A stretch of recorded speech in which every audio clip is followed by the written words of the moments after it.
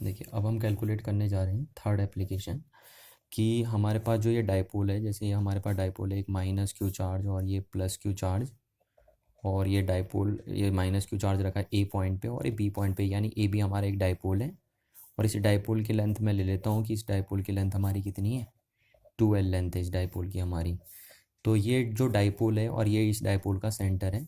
तो ये डाइपोल अब हम देखने जा रहे हैं कि ये डाइपोल किसी जनरल पॉइंट पे है ना, जैसे ये पॉइंट ले लिया हमने पी पॉइंट।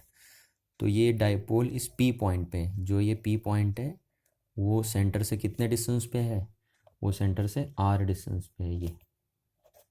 ये ऑब्जर्वेशन पॉइंट पी है ना, इसको हम यहाँ जनरल पॉइंट बोलेंगे क्योंकि इस डाइपोल के अगर देखो इस लाइन में कोई पॉइंट आता तो हम उसे एक्सियल पॉइंट बोलते हैं। इस लाइन में कोई अगर कोई पॉइंट आता तो हम उसे क्या बोलते हैं, इक्वेटोरियल पॉइंट। और इसके अदरवाइज जो भी पॉइंट कहीं आता है हम उसे जनरल पॉइंट कॉल करते हैं। तो ये जो डाइपोल है ये इस पी पॉइंट पे यानी जनरल पॉइंट पे कितना इलेक्ट्रिक फील्ड बनाएगा, जिसकी सेंटर से कितनी डिस्टेंस है आर, और जो ये डाइपोल के साथ कितना एंगल फॉर्म कर रहा है, थीटा एंगल फॉर्म कर रहा है। तो हमें पता होना चाहिए, मतलब सॉरी हमें पता नहीं, हम यहाँ पे ये जो डाइपोल है ये इस पी पॉइंट पे कितना इलेक्ट्रिक फील्ड बनाएगा हम वो कैलकुलेट करेंगे। जो पी ऑब्जर्वेशन पॉइंट पी है वो डाइपोल के सेंटर से कितनी डिस्टेंस पे रखा है, आर डिस्टेंस पे रखा है, और कितने एंगल के साथ वो इंक्लाइन है, थीटा एंगल के साथ इंक्लाइन है। तो यहाँ पे आपको ध्यान रखना कि जो पी पॉइंट है वो आर और थीटा से क्या हो रखा है, पोलर कोऑर्डिनेट से क्या हो रखा है, डिफाइन हो रखा है ना। तो अभी तक हमें सिर्फ ऑब्जर्वेशन पॉइंट की डिस्टेंस दी जा रही थी क्योंकि हमारे जो पॉइंट थे वो वेल डिफाइंड थे, यानी एक्सियल पॉइंट थे और इक्वेटोरियल पॉइंट थे। अब जो हमारे पास यानी जो एक्सियल पॉइंट है वो डाइपोल के साथ कितना एंगल बना रहा था, 0, और इक्वेटोरियल पॉइंट डाइपोल के साथ कितना एंगल बना रहा था, 90। पर अब जो ये एक्सियल जनरल पॉइंट है ये डाइपोल के साथ कितना एंगल बना रहा है, थीटा। तो इस टाइम जो अब जनरल पॉइंट होगा वो दो चीज़ों से डिफाइंड होगा, आर से और थीटा से डिफाइंड होगा। इसलिए ध्यान रखना आपको दो कोऑर्डिनेट के टर्म्स में अब आंसर आएगा आपका, है ना। अभी तक फाइनल फॉर्मूले में आपको सिर्फ ये डाइपोल मोमेंट और क्या दिखाई दे रहा था, distance of the observation point from the centre of a dipole. अब आपको ये थीटा भी दिखेगा एक्सप्रेशन में क्योंकि अब जो जनरल पॉइंट है वो थीटा से भी डिफाइंड हो रखा है यहाँ पे। तो अब हम ये कैलकुलेट करेंगे कि ये जो डाइपोल है वो किसी जनरल पॉइंट पे, ये जनरल पॉइंट हो गया ना, कितना इलेक्ट्रिक फील्ड बनाएगा। जनरल पॉइंट देखिए इस लाइन में नहीं आता, इस लाइन में नहीं आता, बाकी कोई भी पॉइंट कहीं भी हो वो जनरल पॉइंट बोला जाता है, बस accepting the point which lies on a equatorial line and axial line. तो अब हम यहाँ से लिखेंगे, इसको हमारा बन गया, डेरिवेशन बनेगा हमारा इलेक्ट्रिक फील्ड इंटेंसिटी हमें कल कैलकुलेट करनी है एट एनी पॉइंट, या हम इसे क्या कॉल कर सकते हैं, general point at any point due to an. देखिए यहाँ पे एक बहुत बड़ा वर्ड मैंने लिखा है यहाँ पे, शॉर्ट है ना, आपको ध्यान रखना शॉर्ट, क्योंकि मैं कुछ आपको ये डाइपोल जो हमारा है वो शॉर्ट है यहाँ पे, देखिए ध्यान से देखना मैंने शॉर्ट लिखा है। तो शॉर्ट डाइपोल है ना, और इसको हम जनरल पॉइंट भी बोल सकते हैं। तो ये हमें देखना है कि इलेक्ट्रिक फील्ड इंटेंसिटी कितनी होगी किसी एनी पॉइंट पे, electric field intensity at any point due to an short dipole. ये शॉर्ट डाइपोल हमारा यानी बहुत छोटा डाइपोल हमारे पास है, ठीक है। और हमें पता है एक शॉर्ट डाइपोल अपने एक्सियल पॉइंट पे कितना इलेक्ट्रिक फील्ड बनाता है, 1/4πε0 2p/r³। और एक शॉर्ट डाइपोल अपने इक्वेटोरियल पॉइंट पे कितना इलेक्ट्रिक फील्ड बनाता है, 1/4πε0 p/r³। तो हम क्या करेंगे, हमें पता है कि ये शॉर्ट डाइपोल अपने एक्सियल पॉइंट पे कितना इलेक्ट्रिक फील्ड बनाता है और ये शॉर्ट डाइपोल अपने इक्वेटोरियल पॉइंट पे कितना इलेक्ट्रिक फील्ड बनाता है, वो दोनों हमने अभी कैलकुलेट करे हैं। तो उन दोनों फॉर्मूलों का यूज़ करके, यानी electric field at equatorial point and electric field eight axial point, उन दोनों का यूज़ करके हम इस पी पॉइंट पे ये इलेक्ट्रिक डाइपोल कितना इलेक्ट्रिक फील्ड बनाएगा उसे कैलकुलेट कर लेंगे। तो हम क्या करते हैं, देखो हमें पता है जो डाइपोल है वो एक वेक्टर क्वांटिटी है ना। तो पहले हम डाइपोल को कंसीडर कर लेते हैं, यहाँ पे हम पहले कंसीडरेशन वाली चीज़ें लिख देते हैं कि कंसीडर हमने किया, consider a short dipole, consider a short dipole AB having dipole moment, जिसका डाइपोल मोमेंट कितना है, हैविंग डाइपोल मोमेंट, हम इसका डाइपोल मोमेंट मान लेते हैं P, क्योंकि जाहिर सी बात हमें चार्ज भी दिए हैं और इनके बीच की डिस्टेंस भी दी है तो हमें P इसका मतलब गिवन है। अब हम क्या करते हैं, लेट हम एक P पॉइंट मान लेते हैं, let P be the point, P be the point at a distance R, कहाँ से, R from the centre O of dipole, dipole where, जहाँ पे आपको क्या कैलकुलेट करना, where we have to calculate electric field intensity due to this dipole, कि ये dipole वहाँ पे कितना इलेक्ट्रिक फील्ड बना रहा है, हमें वो कैलकुलेट करना है ना। तो अब क्या करते हैं, देखिए हम पहले इस पी के दो कंपोनेंट बना देते हैं। देखिए ये पी है आपका, इस डायरेक्शन में है पी, है ना, ये पी जो आपका बनेगा वो इस डायरेक्शन में आएगा पी, डाइपोल मोमेंट। तो अब हम क्यों ना इस डाइपोल मोमेंट के दो कंपोनेंट बना देते हैं। तो देखिए ये डाइपोल मोमेंट के हम दो कंपोनेंट बना देते हैं। तो हमारा जो पी है, यानी ये पी, अब हम नहीं ये बोलेंगे कि ये डाइपोल कितना इलेक्ट्रिक फील्ड बनाएगा इस पॉइंट पे, हम बोलेंगे पी कितना इलेक्ट्रिक फील्ड बनाएगा इस पॉइंट पे, है ना, क्योंकि ये डाइपोल किससे डिफाइंड हो रखा है, इस पी से ही तो डिफाइंड हो रखा है। तो ये पी इस पॉइंट पे कितना इलेक्ट्रिक फील्ड बनाएगा, अब हमें वो निकालना है। यानी अगर मैं बोलता हूँ कि ये पी कितना इलेक्ट्रिक फील्ड बनाता है यहाँ पे, तो मैं ये भी बोल रहा हूँ इसका मतलब कि ये दोनों चार्ज मिलकर इस पी पॉइंट पे कितना इलेक्ट्रिक फील्ड बनाएंगे। तो पी एक वेक्टर क्वांटिटी है और इसकी डायरेक्शन क्या है, देखो negative charge to positive charge, है ना। तो इस पी को हम दो हिस्सों में डिवाइड कर देते हैं, क्योंकि हमें एंगल दी ही रखा है। तो हम इसके दो कंपोनेंट बना देते हैं। देखिए मैंने एक कंपोनेंट ये बना दिया इस पी का, ये कंपोनेंट बना दिया पी का। तो ये हमारा बन गया इसका पी साइन थीटा, है ना, इस पी का ये कंपोनेंट बन गया पी साइन थीटा। और दूसरा कंपोनेंट इसका ये बन जाएगा आपका, ये बनेगा आपका पी कॉस थीटा, है ना। या पी के दो कंपोनेंट बना दिया आपने, पी के दो कंपोनेंट बना दिया, horizontal component and vertical component, P cos theta and P sine theta. अब आप जरा देखिए, तो जब हम कंपोनेंट बना देते हैं तो मैं आपसे बार बार कहता हूँ आप ओरिजिनल पी को भूल जाइए अब, है ना, ओरिजिनल पी को आप भूल जाइए। अब आपके पास दो चीज़ें रह गई, P cos theta and P sine theta. तो हमारे पास जब हम कंपोनेंट बनाते हैं इसके, तो हमने दो कंपोनेंट में डिवाइड कर दिया।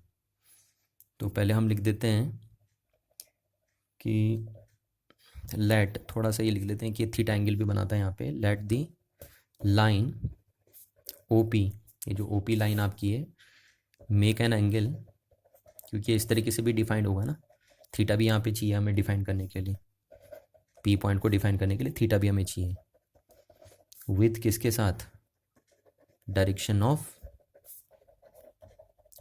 Dipole moment, dipole moment P के साथ बना रहे हैं ना, dipole moment small P, dipole moment P. अब हम क्या कर रहे हैं, रिजॉल्व कर दिया हमने ये दो कंपोनेंट, है ना, रिजॉल्व पी, जो आपका ये डाइपोल मोमेंट पी है, आपको उसने, आपने उसको रिजॉल्व कर दिया, resolve P into two components, आपने इसको दो कंपोनेंट्स में रिजॉल्व कर दिया। तो जब आप किसी भी वेक्टर को रिजॉल्व कर देते हो दो कंपोनेंट में, तो ओरिजिनल वेक्टर आप भूल जाइए, खत्म हो गया। तो अब आपके दो कंपोनेंट बन गए, पहला आपका बना पी कॉस थीटा, जिसको आपने हॉरिजॉन्टल कंपोनेंट बना बोला, और दूसरा बना आपका P sine theta, P sine theta. अब आपको पता है, देखिए आप जरा ध्यान से देखिए, इस डाइपोल को आप भूल जाइए अब, है ना, कि ऐसा कुछ डाइपोल आपको दिया था। अब आपके दो डाइपोल हो गए एक तरीके से। तो अब आपको एक डाइपोल ना हो के आप ये मान के चलेंगे कि हमारे पास दो डाइपोल हैं, ये दो डाइपोल। अब हम देखेंगे कि ये दोनों डाइपोल, देखिए ये डाइपोल इस पॉइंट पे कितना इलेक्ट्रिक फील्ड बनाएगा, पहले हम वो निकालेंगे अब, और फिर हम निकालेंगे कि ये डाइपोल इस पॉइंट पे कितना इलेक्ट्रिक फील्ड बनाएगा, और तब हम उन दोनों को क्या कर देंगे, वेक्टर सम के अकॉर्डिंग ऐड कर देंगे। तो अब हमें ये नहीं निकालना है कि ये डाइपोल यानी ये पी कितना इलेक्ट्रिक फील्ड बनाएगा यहाँ पे, क्योंकि हम इसके कंपोनेंट बना चुके हैं। तो अब हम देखेंगे कि पी साइन थीटा यहाँ पे कितना इलेक्ट्रिक फील्ड बनाएगा, और ये पी कॉस थीटा यहाँ पे कितना इलेक्ट्रिक फील्ड बनाएगा, और फिर उन दोनों को हम वेक्टर अलजेब्रा रूल के अकॉर्डिंग क्या कर देंगे, या कंपोनेंट बना के क्या कर देंगे, ऐड कर देंगे, जो भी आपको करना है, वेक्टर अलजेब्रा के रूल के अकॉर्डिंग करने या कंपोनेंट बना के ऐड करना, तो आप कर लेंगे।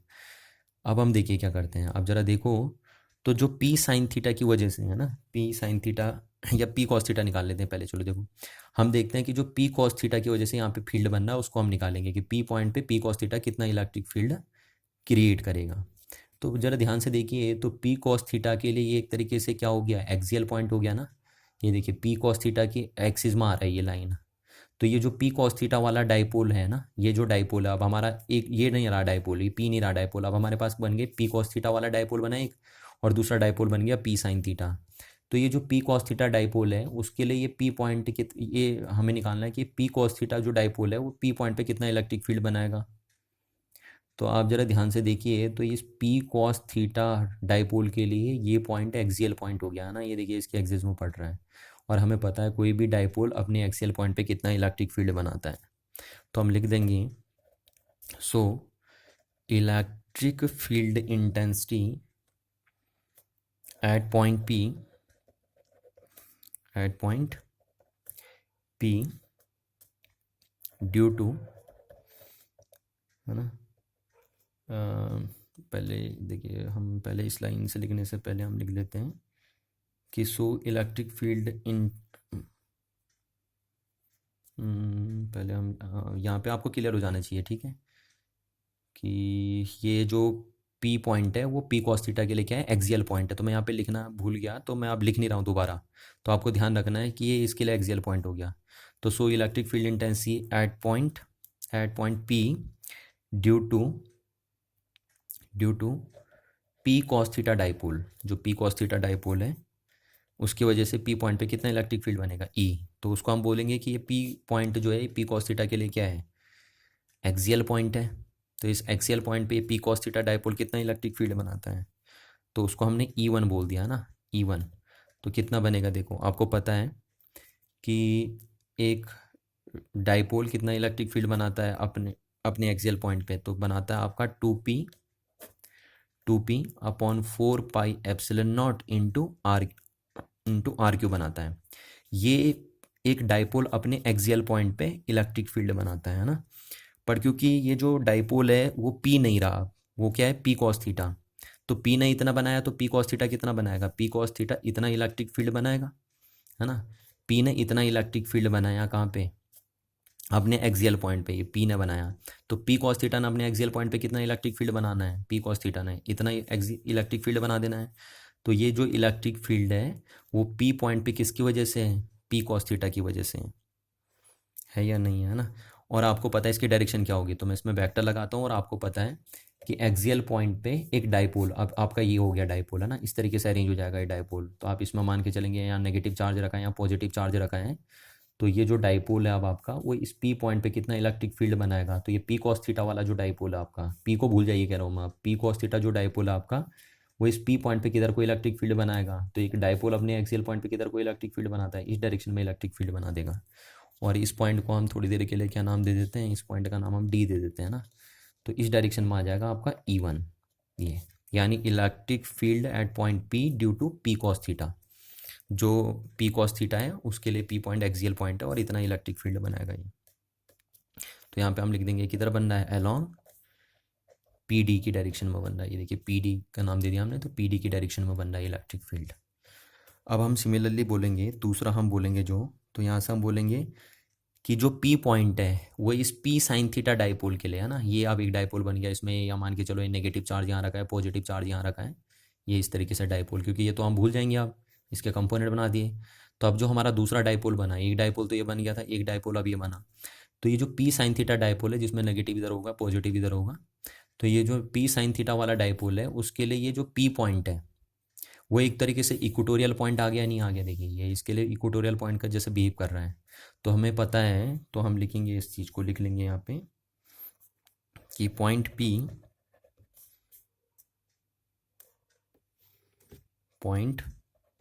P is on the equatorial line, point P is on the equatorial line with respect to, किसके रिस्पेक्ट में, with respect to P sine theta, P sine theta के रिस्पेक्ट में वो इक्वेटोरियल लाइन पे आ रहा वो पॉइंट, है ना।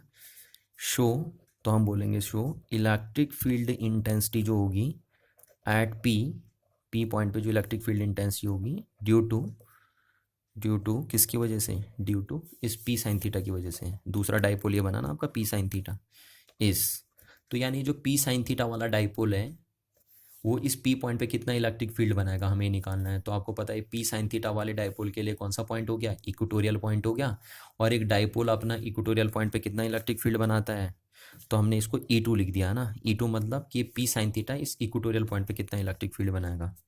तो कितना बनाता है इक्वेटोरियल पॉइंट पे कोई डाइपोल अपना इलेक्ट्रिक फील्ड, 1/4πε0 और P अपॉन RQ, ठीक, एक्सियल का आधा बनाता है ना।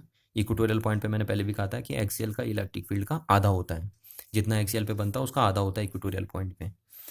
बट ये तो किसका है, ये तो सिर्फ P का बनाया हुआ इलेक्ट्रिक फील्ड है, इक्वेटोरियल पॉइंट पे P का बनाया हुआ इलेक्ट्रिक फील्ड, पर हमें P का नहीं देखना, हमें अब हमारा डाइपोल का नाम चेंज हो चुका है, हम P को तो भूल ही चुके हैं, तो हमारा डाइपोल तो हो गया पी साइन थीटा।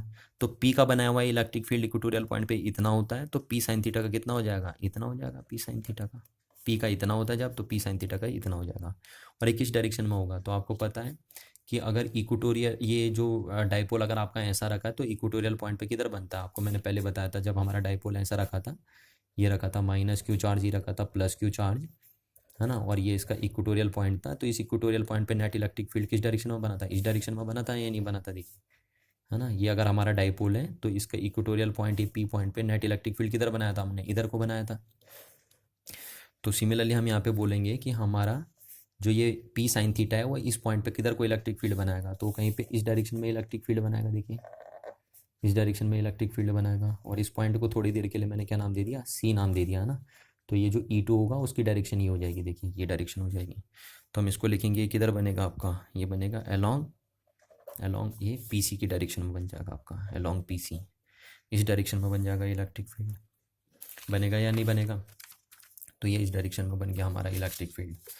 अब हमें क्या करना है, हमें पता चल गया कि E1 की डायरेक्शन क्या है और E2 की डायरेक्शन क्या है, ये दोनों डायरेक्शन हमें पता चल गई। तो हमें नेट इलेक्ट्रिक फील्ड निकालना है पी पॉइंट पे, तो हम इन दोनों को क्या कर देंगे, ऐड कर देंगे। तो देयरफॉर हम यहाँ से निकालेंगे net electric field intensity at point, किस पॉइंट पे, पी पॉइंट पे कितना बनेगा नेट, तो हम इन दोनों का ऐड कर देंगे। तो ई इक्वल्स टू क्या हो जाएगा, देखिए हम इन दोनों को ऐड करेंगे according to law of vector algebra. मैं वेक्टर अलजेब्रा लॉ के अकॉर्डिंग इनको ऐड कर दे रहा हूँ, मैं कंपोनेंट बना के इसे ऐड ही नहीं कर रहा हूँ, है ना, क्योंकि ये एंगल हमें गिवन नहीं है कि इन दोनों के बीच का एंगल कितना है। सॉरी, ये एंगल तो हमें गिवन है एक तरीके से, तो मैं कंपोनेंट बना के नहीं कर रहा हूँ यहाँ पे। ये एंगल कितना हो जाएगा, देखिए ये लाइन ऐसी पड़ेगी, ये लाइन ऐसी पड़ेगी, तो ये एंगल आपका हो जाएगा 90 डिग्री, है ना। इन दोनों के बीच का एंगल 90 डिग्री हो जाएगा आपका। तो आपको पता है जब दो वेक्टर आप ऐड करते हैं ना, जैसे ए वेक्टर और बी वेक्टर अगर आप ऐड करते हैं और उन दोनों वेक्टर्स के बीच का एंगल कितना होता है, थीटा। तो हमारे पास दो वेक्टर अगर ए और बी दिए हैं और उन दोनों के वेक्टर के बीच का एंगल अगर थीटा दिया है, तो उनका रिजल्टेंट जो होता है वो कितना होता है आपका, आपको पता है √a² + b² + 2ab cos theta आप लिखते हैं। तो सिमिलरली हमारे पास एक वेक्टर यहाँ पे हो गया E1 और दूसरा वेक्टर हो गया E2, और उन दोनों के बीच का एंगल हमें कितना दिया है, 90 डिग्री। तो हम उन दोनों का एडिशन क्या करेंगे, तो इन दोनों का जो रिजल्टेंट होगा E1 एंड E2 का, उसे हमने लिख दिया E, और वो क्या होगा E1 का स्क्वायर प्लस क्या होगा E2 का स्क्वायर प्लस क्या आएगा 2E1 E2 और इंटू क्या आएगा कॉस, और थीटा आता है, थीटा मतलब इन दोनों के बीच का एंगल, E1 और E2 के बीच का एंगल, है ना। यहाँ इस थीटा को मत समझने लग जाना। तो थीटा क्या होता है, वो जो लॉ ऑफ वेक्टर अलजेब्रा का रूल होता है ना, cosine rule of vector addition जिसे हम बोलते हैं, cosine rule of vector addition, तो उसमें जो थीटा होता है वो इन दोनों वेक्टर के बीच का एंगल होता है। तो यहाँ पे दोनों के बीच का एंगल कितना है, 90 डिग्री। अब कॉस 90 कितना होता है आपका, कॉस 90 होता है आपका 0। तो यहाँ से सिर्फ कितना बन जाएगा, E1² + E2², है ना। मैंने आपको पहले भी बताया कि अगर दो वेक्टर के बीच एंगल 90 होता है तो उनका रिजल्टेंट क्या होता है, सिर्फ उनका रिजल्टेंट इस तरीके से आ जाएगा √E1² + E2²। तो आप चाहे तो डायरेक्ट भी लिख सकते हैं। अब हम क्या करते हैं, यहाँ से ये जो E1 की वैल्यू है उसे यहाँ पुट करते हैं और E2 की वैल्यू भी यहाँ से उठा के यहाँ पुट करते हैं, है ना। तो हमारे पास क्या आएगा एक्सप्रेशन में, हमारे पास एक्सप्रेशन में आ जाएगा E = ये जो हमारा E आएगा, अभी मैं सिर्फ E का मैग्नीट्यूड लिख रहा है, देखिए ना, हम E का मैग्नीट्यूड लिख रहे हैं अभी सिर्फ ओनली। तो हमारा आएगा E1 की वैल्यू आपके पास है, देखिए E1 की जो वैल्यू है हमने रखी है वो आपकी 2p cos theta upon 4πε0 × r³। ये तो आपकी किसकी वैल्यू है, E1 की। और दूसरा E2 की वैल्यू कितनी है आपकी, है ना। E2 मतलब वो इलेक्ट्रिक फील्ड जो p sin थीटा ने अपने इक्वेटोरियल पॉइंट पे बनाया था। तो वो था आपका p sin थीटा अपॉन 4πε0 और इंटू r³, ये इतना था आपका, है ना। तो हम सिर्फ मैग्नीट्यूड अभी देख रहे हैं, डायरेक्शन हम बाद में कैलकुलेट कर लेंगे। और इसका स्क्वायर और इसका भी क्या है, स्क्वायर है। ये E1 E2 की वैल्यू हमने रख दी है यहाँ से, है ना। ये देखिए ये जो हमने रखी इस फॉर्मूले में E1 की वैल्यू यहाँ से उठा के, ये यहाँ से E1 की वैल्यू उठा के यहाँ पे पुट कर दी, और E2 की वैल्यू यहाँ से उठा के यहाँ पे पुट कर दी हमने। तो ये हमने E1 E2 की वैल्यू पुट कर दी। तो आपको जैसे दिख रहा है E1 E2 की वैल्यू पुट कर दी हमने। तो हमारा क्या बनेगा, हमारा जो E बना वो कितना है, देखिए। अब आप इसको पता है आपको कि p² 4πε0 × r² दोनों में क्या है, कॉमन है ना। तो मैं इसको कॉमन लेके बाहर निकाल देता हूँ, और वो स्क्वायर, क्योंकि वो स्क्वायर में बाहर आएगा तो स्क्वायर में कॉमन आएगा, और जब मैं उसे बाहर निकालूंगा तो स्क्वायर से रूट कट जाएगा। तो आपका ये क्या आ जाएगा, देखो P upon 4 pi epsilon naught into R cube बाहर आ जाएगा, है ना ये, क्योंकि यहाँ P upon 4 pi epsilon naught into R cube क्या था, कॉमन था दोनों में, और कॉमन था और फिर उसका स्क्वायर था। तो जब मैंने उसे कॉमन लिया है, ये मतलब आपका P upon 4 pi epsilon naught into R cube का स्क्वायर कॉमन था इन दोनों में, तो मैंने उसको कॉमन लिया और फिर उसको स्क्वायर रूट से बाहर निकाला, तो ये बन गया आपका। और अंदर क्या बचेगा आपका, सिर्फ यहाँ टू का स्क्वायर, तो टू का स्क्वायर ये हो जाएगा आपका 4, और ये हो गया आपका कॉस स्क्वायर थीटा, और प्लस यहाँ क्या बचेगा आपका, सिर्फ साइन स्क्वायर थीटा। अब जरा इसे देखिए हमने क्या कर दिया, तो ई का मैग्नीट्यूड हम यहाँ कर देते हैं P upon 4 pi epsilon naught into R cube, और इसको हमने ऐसे लिख दिया, 4 कॉस स्क्वायर थीटा को हमने ऐसे लिख दिया 3 cos square theta plus cos square theta ना, लिख सकते हैं ऐसे, प्लस साइन स्क्वायर थीटा, ये लिख दिया हमने ऐसे करके ऐसे। तो आपको नज़र आ रहा है, तो हम क्या निकालेंगे यहाँ से, हम निकालेंगे ई इक्वल्स टू हमारा बना P upon 4 pi epsilon naught into R cube, और इसको देखिए हमने क्या लिखा 3 कॉस स्क्वायर थीटा और plus cos square theta plus sine square theta कितना हो जाता है 1। आपको पता होना चाहिए कि cos square theta plus sine square theta इसको क्या होता है 1 होता है आपका, ना। तो वहाँ से आपने इसको 1 लिख दिया। तो यही आपका फाइनल एक्सप्रेशन है, देखिए यही इलेक्ट्रिक फील्ड का फाइनल एक्सप्रेशन है, देखिए ये। और ये होना भी चाहिए आपके पास, क्योंकि मैंने आपको पहले भी बताया था कि आपका फाइनल एक्सप्रेशन देखिए किसके टर्म्स में होना चाहिए, थीटा और आर के टर्म्स में, है ना। और पी तो इसमें होना ही चाहिए क्योंकि ये डायपोल मोमेंट से रिलेटेड है, तो क्योंकि डायपोल का बनाया हुआ इलेक्ट्रिक फील्ड है तो डायपोल मोमेंट उसमें दिख रहा है आपको। तो थीटा और आर के टर्म्स में इसलिए आया क्योंकि हमारा जनरल पॉइंट था ना, तो जनरल पॉइंट आर से ही डिफाइंड नहीं होता, सिर्फ उसके लिए आपको थीटा भी चाहिए होता है, तो थीटा के टर्म्स में और आर के टर्म्स में, इसलिए हमारा आंसर आया है। तो ये आ गया। अब हमें क्या निकालनी है, साथ में डायरेक्शन भी निकालनी है ना, कि हमें डायरेक्शन भी देखनी है। तो ज़रा अगर हम फिगर से आ जाते हैं दोबारा, अगर हम फिर हम आ जाते हैं तो हमें ई का डायरेक्शन भी निकालनी है। तो आप देखो ज़रा, इन दोनों का रिजल्टेंट हमें निकालना है। तो मैंने माना कि इन दोनों का जो रिजल्टेंट है, इन दोनों वेक्टर का जो रिजल्टेंट है वो कहीं ई वन वेक्टर से अल्फा एंगल बनाते हुए चल रहा है ना, अल्फा एंगल पे इंक्लाइन है। ये ई वन वेक्टर से जो हमारा इन दोनों का रिजल्टेंट है वो अल्फा एंगल बना रहा है। तो इस रिजल्टेंट को हमने क्या नाम दिया है, इस रिजल्टेंट को हमने नाम दे दिया है ई नाम दे दिया हमने इस रिजल्टेंट को। ये देखिए यहाँ पे लिख देता हूँ मैं ई। तो ये जो ई है वो अल्फा एंगल फॉर्म कर रहा है, कहाँ से, ई वन वेक्टर से।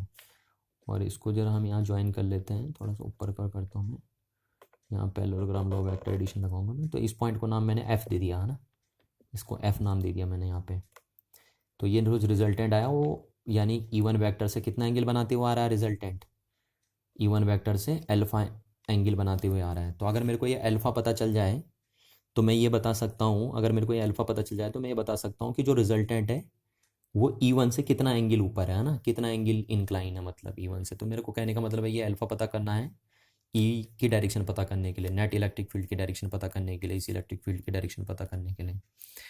तो अब आपको यहाँ से देखिए फिगर से आपको क्लियरली दिख रहा है कि हमें अल्फा पता चल जाए तो हम बता सकते हैं कि जो रिजल्टेंट आएगा वो ई वन से कितना एंगल बनाते हुए आएगा।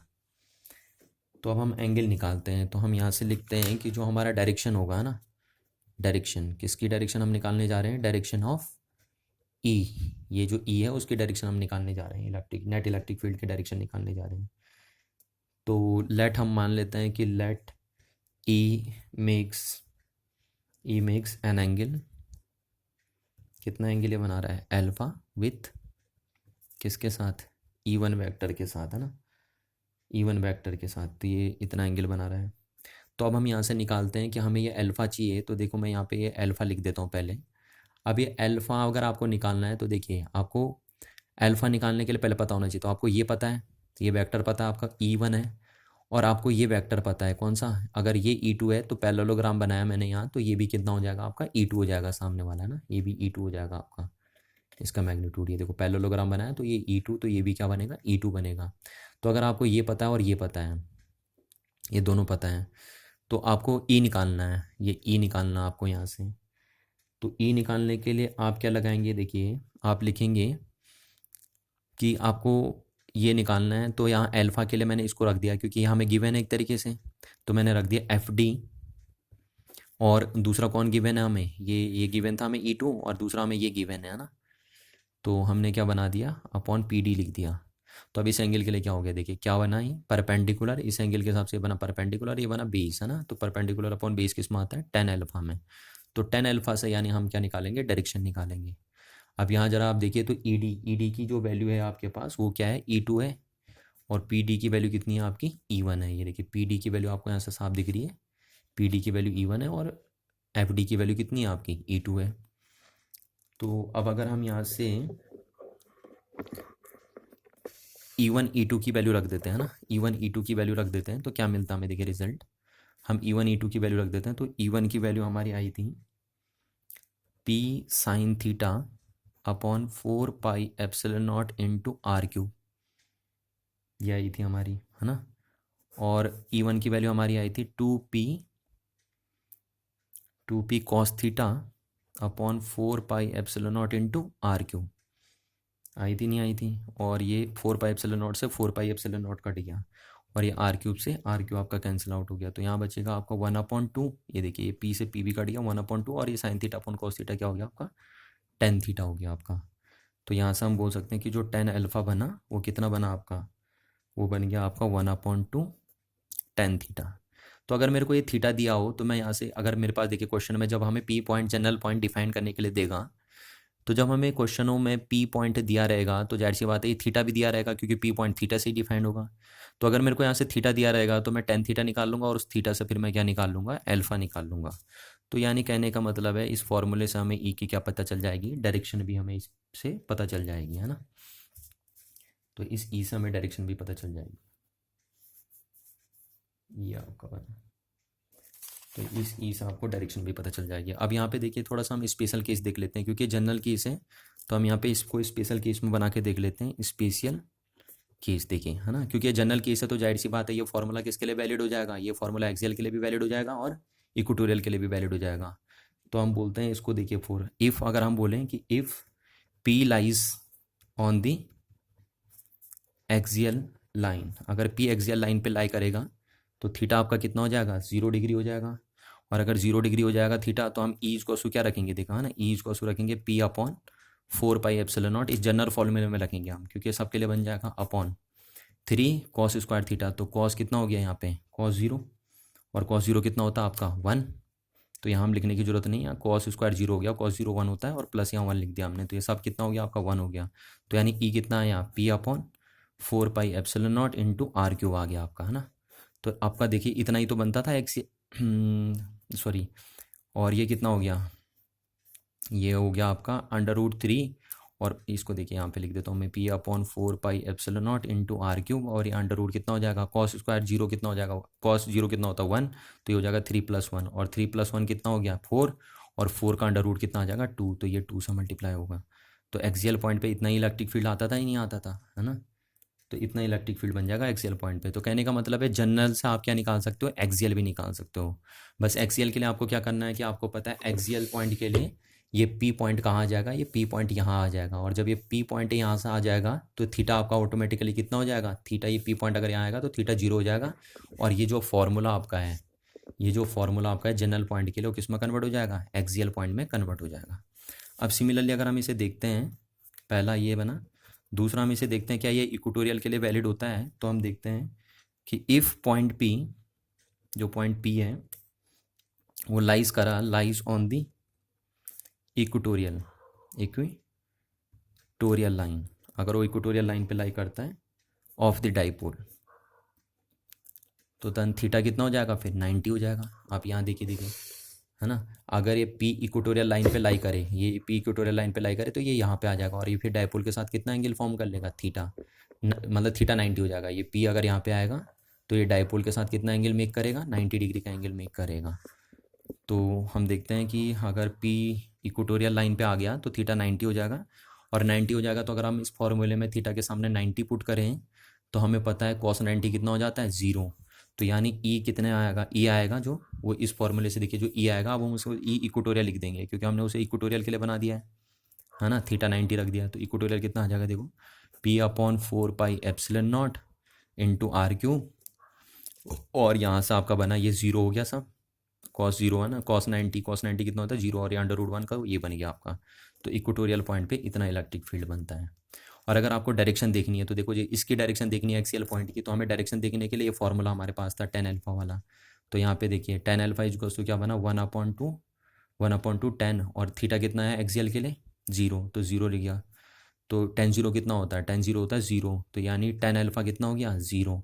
और 0 कितने की वैल्यू होती है, tan अल्फा 0 कितने की वैल्यू होती है, जब अल्फा कितना हो 0 डिग्री, यानी अल्फा कितना हो गया 0 डिग्री हो गया। तो यानी जो एक्सियल पॉइंट पे इलेक्ट्रिक फील्ड बनेगा वो 0 डिग्री के साथ बनेगा। और मैं पहले भी कह रहा था कि जो एक्सियल पॉइंट पे इलेक्ट्रिक फील्ड बनता है वो इस डायरेक्शन में बनता है, यानी 0 एंगल पे बनता है।